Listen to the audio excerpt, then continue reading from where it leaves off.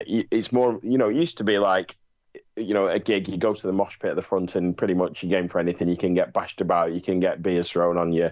But it's more and more prevalent now. Even when I stand further back, if I'm with anybody, particularly any females like Daisy or any friends, etc., it's more prevalent now that beers get thrown. And again, I'm saying, like, come on, that's £6 on a pint, and what are you throwing that for? It doesn't add anything to anybody. The people that are getting soaked certainly don't want to get soaked in beer and the stuff covered. So yeah, it needs nipping in the bud, but I don't think it's just a rugby league problem, and it's certainly not just a Wigan problem. No, it's a societal thing, because you see it flipping at sporting events on TV as well. That kind of thing about beers in the air, all I'm saying is I don't like it. So no, I agree wholeheartedly, mate, and especially with these plastic cups that they were throwing at the weekend. They're not the throwaway plastic cups that you get used to get that would fly off into the air. These are the ones with the magnets at the bottom that fill up from the bottom, so they're quite weighty as well. They're not just a little plastic cup that's going to just it could cause some serious damage if you're throwing it from 30, 40 rows back. So I agree with you wholeheartedly. But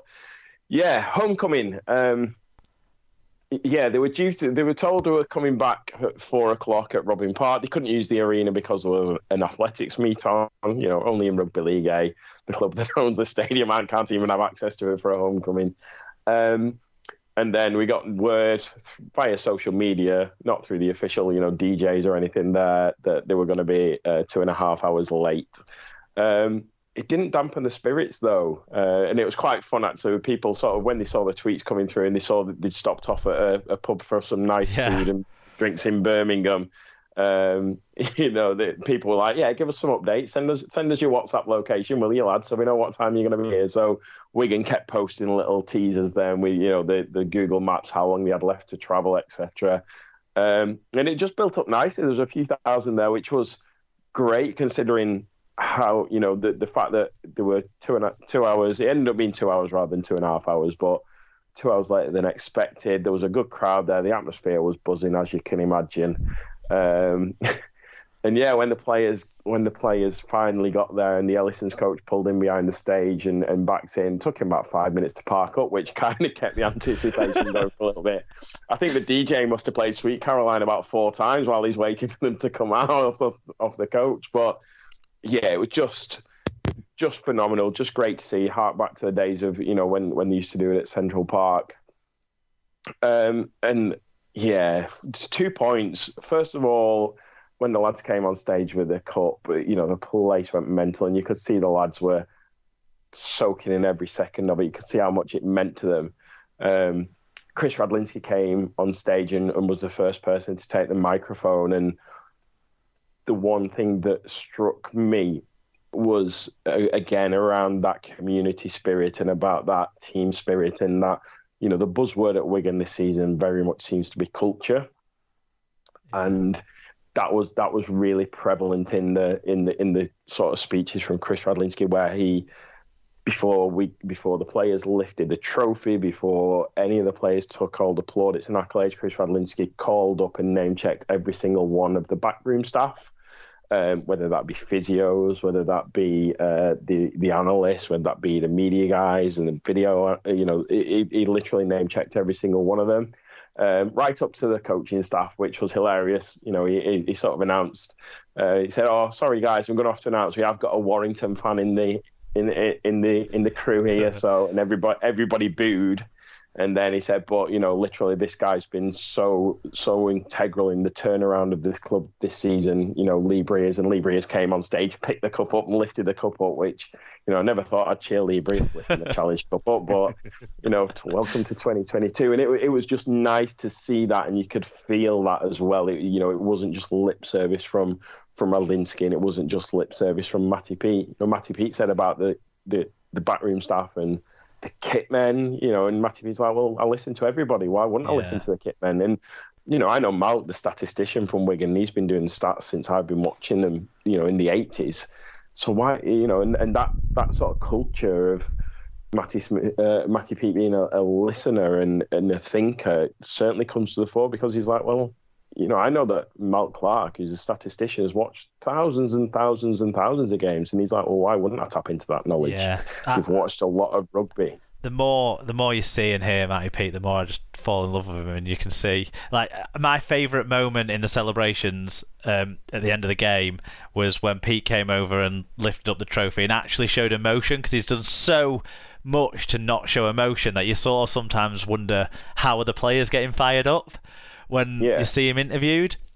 But no, it's not like that at all. You can see, banging his chest, and I think it was Farrell perhaps said before the game, but I know I read it somewhere about, saying that in terms of the G and the players up and the team talks, he leaves that very much to Sean O'Loughlin with the forwards and Lee Breers with the backs. He lets them do the talking. Obviously, they're getting his message privately or away from the group when they're out warming up, etc. But and that's the great thing about Matty Pete. He's very unassuming. I remember seeing a post. I think I tweeted it the weekend actually. But I won't name him, but there's a renowned Leeds Rhinos fan who's I think he likes to be controversial for controversial's sake on Twitter. And he was like, "Is this Matt Pete really the coach?" And then somebody replied to him saying, "Oh, I thought he was the bus driver." And he was like, "Oh, I thought he was the groundsman." And that's kind of mocking. But the more you listen to him, as Mark said, he's a very, he's well read. He's got a 2-1 degree in English literature. He spoke before the game to the media about, being involved in reading George Orwell's books. 1984, The Road to Wigan Pier was the one that got him onto it because of his affinity with Wigan, which you see that coming through. And I think there's a lot of credit to be taken from from all of the guys. You look at the Wigan structure. You've got, Ian Lenigan at head, very proud Wiganer. Chris Radlinski, chief exec, very proud Wiganer. Sean Wayne in there, overseeing. I think, for Radlinski. Yeah. I mean, I think he's got every Wigan shirt, hasn't he, in his collection? I think he's literally going back decades. Matty Pete, a proud Wiganer as the coach. You've got Sean O'Loughlin, a proud Wiganer as the assistant. Lee Breers has come in with these fresh eyes, and Lee Breers was loving it on Sunday. Lee Breers was absolutely buzzing on Sunday, and it was just fantastic to see that rather than just hear that. It was fantastic to actually see that. The players, they've been on a bender at that point for 24 hours. That this was like 24 hours lump on cast. Whistle.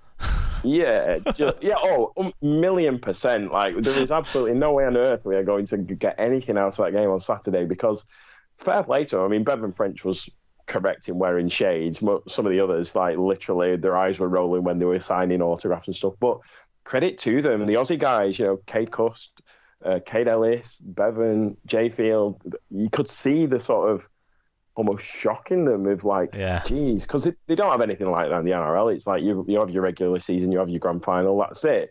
I don't think they've, and even with a grand final win, I don't think they party quite as hard as a Challenge Cup win. So, it was just such a great start to Matt Pete's era. Regardless of whatever happens for the rest of this season's a success because we've got the Challenge Cup in the bag.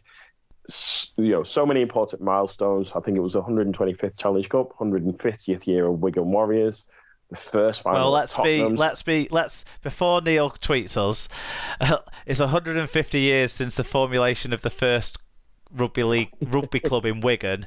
And I don't think there's anything wrong in celebrating that anniversary, Neil. And the 20th Challenge Cup is the next thing you're going to say, isn't it?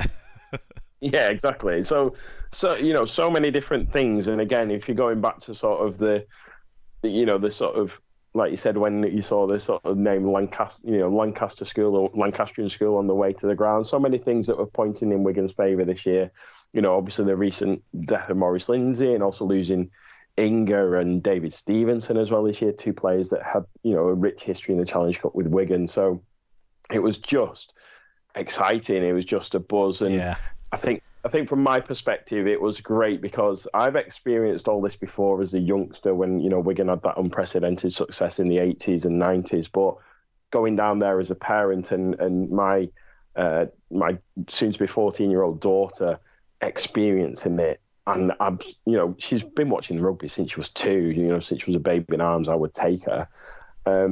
But to see her buzz, and like at the end when Sweet Caroline was on, I took a video of her and she was bouncing along to Sweet Caroline, and she's like, that's the best game I've ever been to. And the nature of the win as well with Marshall's try, it was just outstanding. Yeah, I had the same feeling with taking my nephew. It's only the second final he's been to The other was a grand final. He didn't really know what's going on. Now he's been coming to games more regularly. He's got his favourite players and all that sort of stuff, and he absolutely loved it as well. I didn't think we were going to win anything this year. I'm pretty clear about that, wasn't I, at the start of the season? So for us to get to a final, I thought was a bonus. To win it is absolutely amazing. And I'm not going to sit here every week and talk about every game and not care about the results. But at the same time, it's going to be hard to make me not happy with this team, even if they go on an absolute nosedive for the rest of the year, I've got to say. Right, that's all. We've talked a lot there. We've done an hour, I think more than an hour, recapping the game. Let's get through the other fan views. So we'll rotate through these that we've got in front of us. So, Alan, do you want to take the first one? Yep, so Alan Walker says, a drab first half. Wigan had the Dixie fingers. Either that or they shook hands with Brando from Last Tango. Giants tried to outthink Wigan but didn't have joint thinking. Second half started with Giants D going missing and Wigan's punches not missing. Giants missed Hill though, and Wigan jagged it when Giants D went missing again. Nice-ish stadium, so Ian Watson was dolled up like a Masonic Lodge barman. That was a beautiful review. He always tries to get the episode title, and he probably has done, hasn't he? Always in Our Shadow said, you have to feel for Huddersfield players losing at the death and then having to get losers medals from Sam sticking the boot in. Smithies deserved at least one yellow. Smith was man of the match for me. I do think the voting timescales on that robbed Harry Smith of a Lance Todd trophy. In fact, that he should have had more than 2 votes at 75 minutes, by the way. But, yeah. Yeah, I think on that, Mark, just before I quickly move on to the next fan review, that it is that. I spoke to one of the guys who's one of the journalists for the Yorkshire Post, and he said had it been like 30 seconds later, Smith would have got his vote, and I think that's reflected in the sort of balance of the votes. Harry Smith was the only Wigan player that polled any votes, and that was 2. But Daniel Levi with a vote and McGilvery with 2, it's like it shows you that they do err on the side that's leading at that point. Yeah. Do you want to do Barney's? Have you got it up in front of you, David? I have, yeah. So Barney at Baton Hall Blue. Wigan found a way in the end. Was not sure we had the attacking guile to regain the lead there at the end, but a desperate scramble, then a poised kick did it. Great game for the neutral, but as a Wigan fan, it was tough. It was a tough watch at times. Those knock-ons and daft penalties really gave the Giants a platform, but our defence was mostly sound. Great to see Tommy back, helped to steady the ship. Coming up, Rosa says, get in there. Huddersfield should have put it to bed and gone on the attack after Jerry's try. Really strange to keep pinning us in the 20 with only 2 points in it. We always seem to be going for the kick around the back of the edges. I thought Tui should have been more switched onto it. Commiserations to Huddersfield. Hope to meet again in the next final. I think Harry straightened Tui up a bit, and also the play had gone the other way. I just think it was just magic. Cup Review, who says it's the black sheep of the review family, but still it's just David Hunter, said Huddersfield in the dry conditions got the early lead mostly due to busted cherry and cream pies errors. After a hit back try, an error from Concussed swung momentum and Lightning McQueen went kapow. Early in the second space for Devons, not in France, to get the BCC in front, and for the first time, Jerry Cans scores what looks like it may be the winner, but a negative play from the Flooders kept BCC in it, and some late magic and try from busted cherry and cream pies break the hearts of the Flooders fans and all neutrals. Lightning McQueen deserved Lance Todd winner. If only LOL here could kick goals. Move on. Yeah, a lot to take into that one. Esther, this is definitely one for the SLP diehards, I think. Pinch from Facebook. Total winning margin for the last 7 cup finals is 43. Winning margin 2015 was 50 points. Hashtag always in our shadow. Hashtag since 1985. Yeah, one for the whole KR fans. Fat Boy Rob said, Wigan win it the Wigan way with refereeing assistance. Jane K says, still recovering from a fantastic day at Spurs. The stadium definitely lived up to the hype. Huddersfield were tough opponents and almost got the better of us. I thought we were a little flat and seemed affected by the big occasion, but we won it, and this hopefully cements the start of a great era under Matty Pete. Joshua's granted. Is it you, Mark, or is it me? I can't remember. It's you. Yeah, you go. Joshua's granddad, missed goal kicks, Hill injury, yellows not given, all big moments, but Wigan grafted, hung in there and got a result. Carson said the ground looked really good on TV and looked full too. I think the TV angle did work. I think they did work well with that actually. The quieter corners were not very televised. The Giants lost that game with their goal kicking, losing by 2 points while missing